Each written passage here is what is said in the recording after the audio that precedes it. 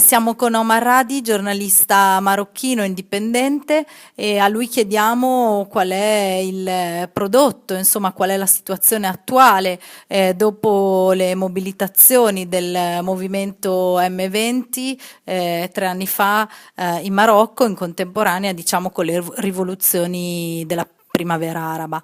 Et donc, quels sont quel est les résultats, quelle est la situation maintenant au Maroc après les mobilisations importantes du mouvement 20 février?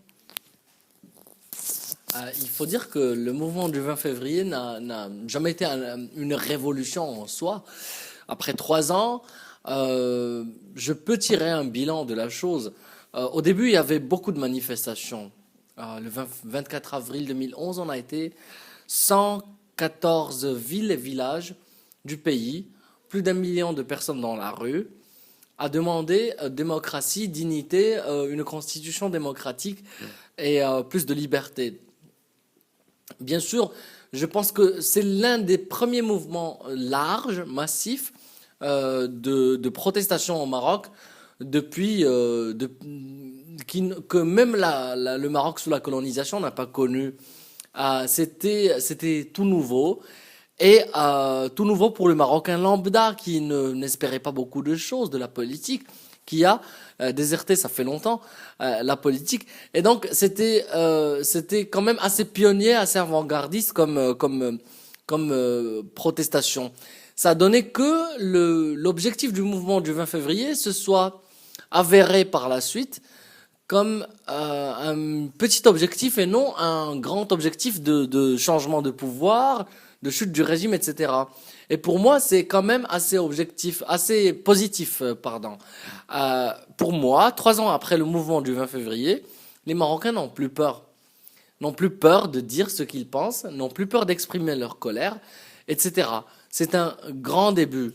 Et ça s'est prouvé le jour où le roi a gracié un pédophile. Il a donné la grâce, il a libéré un pédophile multirécidiviste espagnol, et où des gens de classe moyenne, de classe pauvre, etc., qui n'ont jamais été dans des manifestations, qui n'ont jamais milité, sont sortis dans la rue pour protester contre une décision royale, c'est-à-dire remettre en question une décision qui a été prise par le roi et en gros contester le roi lui-même.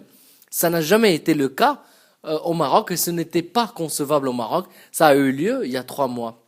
Et pour moi, c'était un grand point d'inflexion et ça prouve comment le mouvement du 20 février a poussé les gens à s'exprimer et à enlever le mur de la peur. Voilà, on en est là maintenant. Le mouvement du 20 février, à vrai dire, n'existe plus parce qu'il n'y a plus grand-chose, mais il y a d'autres mouvements qui naissent, il y a d'autres mouvements sociaux, il y a d'autres collectifs, d'autres dynamiques, et je pense que c'est ça le résultat naturel du mouvement du 20 février. Et ce n'est que le début de ces choses-là. Allora, innanzitutto bisogna dire che il movimento M20 non è mai stato un movimento rivoluzionario nel senso proprio del termine. La transizione marocchina è stata diciamo una transizione a sé, e tirando un bilancio di quello che è successo successivamente al 2011, possiamo dire che ci sono state molte manifestazioni, 114 città si sono rivoltate, più di 1 milione di persone si sono rivoltate sulla strada, e diciamo che è stata una rivoluzione democratica in cui ha agito un movimento largo di protesta che il Marocco non aveva mai conosciuto prima. Il movimento M20 è stato un movimento pioniere, avanguardista rispetto alla situazione marocchina, e l'obiettivo non è mai stato un cambiamento totale del potere, ma piuttosto agire su dei piccoli obiettivi per poter cambiare a livello locale la situazione.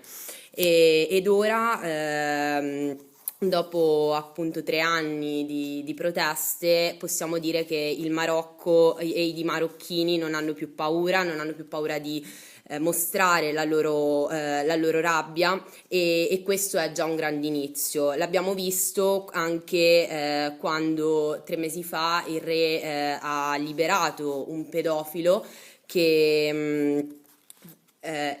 appunto si è andati in strada per contrastare la decisione reale, la decisione che era stata presa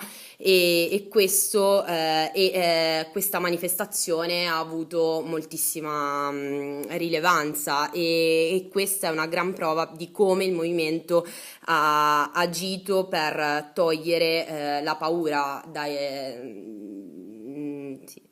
rispetto al popolo marocchino. E ora il movimento M20 non esiste più, ma possiamo dire che ci sono molte mobilitazioni minori, molti movimenti che stanno agendo sul territorio in maniera reale, che hanno iniziato questo processo di transizione.